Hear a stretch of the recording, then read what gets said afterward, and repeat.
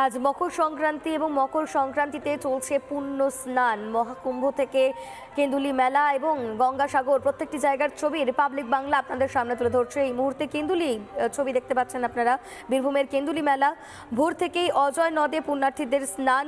জয়দেব কেন্দুলির মেলায় লাখো লাখো মানুষের সমাগম হয়েছে বাউল কীর্তনিয়াদেরও। রাধা বিনোদের মন্দিরেও ভোর থেকে লম্বা লাইন। প্রায় 400 বছরের পুরনো এই মেলা, যা দেখতে ভিড় জমাচ্ছেন বিভিন্ন প্রান্তের মানুষ। গোটা রাজ্য নয়, সারা দেশ থেকেই বিভিন্ন প্রান্ত থেকে মানুষ এসেছেন, এমনকি বিদেশ থেকেও প্রচুর ভক্ত এসেছেন।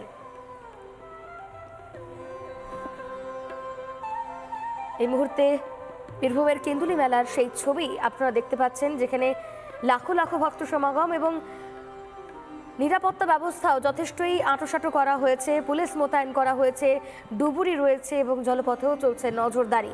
মকর সংক্রান্তিতে অজয় নদে ডুব, জয়দেব মেলায় পুণ্যার্থীদের ভিড়। আমরা বিস্তারিত জানবো, আমাদের প্রতিনিধি মনোরঞ্জন এই মুহূর্তে আমাদের সঙ্গে রয়েছে। মনোরঞ্জন, সরাসরি তোমার কাছ থেকে জানতে চাইবো এই মুহূর্তে কি ছবি রয়েছে এবং পুলিশি নজরদারি, নিরাপত্তা কতটা চোখে পড়ছে?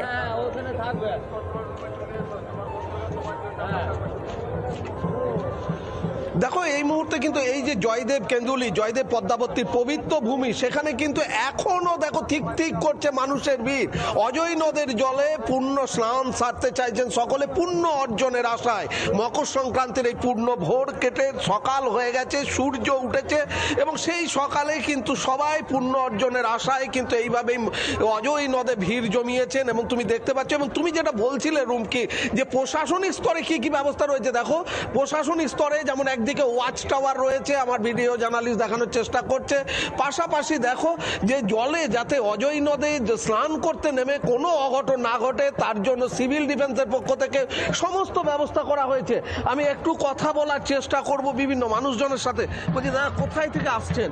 আমি বাঁকুড়া ঝাঁটিবাড়ির দিকে এসেছি। আচ্ছা, বলছি এই যে আজকের দিন পুণ্য স্নান, কি বলবো? আজ খুব একটা গুরুত্বপূর্ণ দিন। এই দিনে মানুষ চায় যে এই নদীতে স্নান করে পুণ্য অর্জন করতে। আমরাও এসেছি। কি বলবেন দাদা আজকের এই বিশেষ দিনটা? এই দিনে জয়দেব পদ্মাবতীর এই ছিল এখানটায়। বীরভূমের খুব বড় জায়গা, ভালো জায়গা। আমরা বীরভূমেই থাকি, আমোদপুর থেকে। আমি আরো একটু কথা বলার চেষ্টা করবো। বলছে আজ তো বিশেষ দিন, মকর সংক্রান্তির পূর্ণ সকাল, পূর্ণ ভোর পেরিয়ে সকাল হয়ে গেছে এবং এই যে জয়দেব পদ্মাবতীর এই জয়দেব কেন্দ্রটি, যেখানে মানুষ দলে দলে আসছেন, স্নান সারছেন, আপনাদের মতো বৈষ্ণবরা আসছেন, কি বলবেন? হ্যাঁ, এর আলাদা মাহাত্ম্য আছে। হ্যাঁ, জয়দেব এখানে এসেছিলেন, ভগবান এসেছিলেন এখানে, হ্যাঁ, দর্শন করে গেছে। হ্যাঁ, এর আলাদা মাহাত্ম্য আছে। হাজার হাজার লোক এখানে স্নান করছে, মকর স্নান করছে, হ্যাঁ, করে দর্শন করছে। ওখানে পুজোর দেওয়ার প্রচুর ভিড় পড়েছে। হ্যাঁ, দেখো, সবাই সেই একই বলছেন যে এই পবিত্র ভূমি, সেই কথা বললে, জয়দেব কেন্দুলি কথা বললেই কিন্তু সেই দেহি পদপল্লব মুদারম যে শ্লোক, সেই শ্লোকের কথা কিন্তু বারবার মনে পড়ে যায়। এবং সেই দৃশ্য এবং সেই জয়দেব কেন্দুলির পবিত্র ভূমি, সেখানে দেখো এখনো ঠিক করছে মানুষের ভিড়।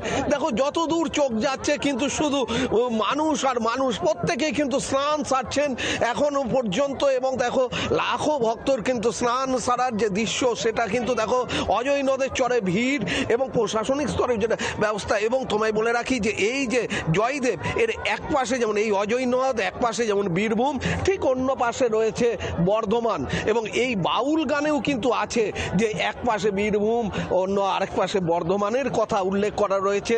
এবং এই জয়দেব কেন্দুলির কিন্তু আরও একটা বিশেষত্ব রয়েছে, কারণ এই মকর সংক্রান্তিতে এই জয়দেব কেন্দুলিতেই বসে শয়ে শয়ে আখড়া, যেখানে একদিকে বাউল গান হয়, একদিকে কীর্তন গান হয়। এবং কীর্তনিয়ারা মনে করেন যে জয়দেবের মাটিতে যদি তারা একপালা কীর্তন গান না করেন, তাহলে তাদের কীর্তন জীবন সার্থক হয় না, সফল হয় না। এবং সেই কথা ভেবেই কিন্তু তারাও আসেন। আমার ভিডিও জার্নালিস্ট তেমনই লাখো লাখো ভক্ত সমাগম, সেই সমস্ত ছবি আমরা তোমার মাধ্যমে দেখলাম। আপাতত তোমাকে ধন্যবাদ মনোরঞ্জন আমাদের সঙ্গে থাকার জন্য। আর অন্যদিকে নানা ধরনের কন্টেন্ট দেখার জন্য লাইক করুন, শেয়ার করুন আমাদের ফেসবুক পেজ, সাবস্ক্রাইব করুন আমাদের ইউটিউব চ্যানেল। পাশাপাশি অন্যান্য ব্রেকিং নিউজের জন্য অবশ্যই চোখ রাখুন রিপাবলিক বাংলায়।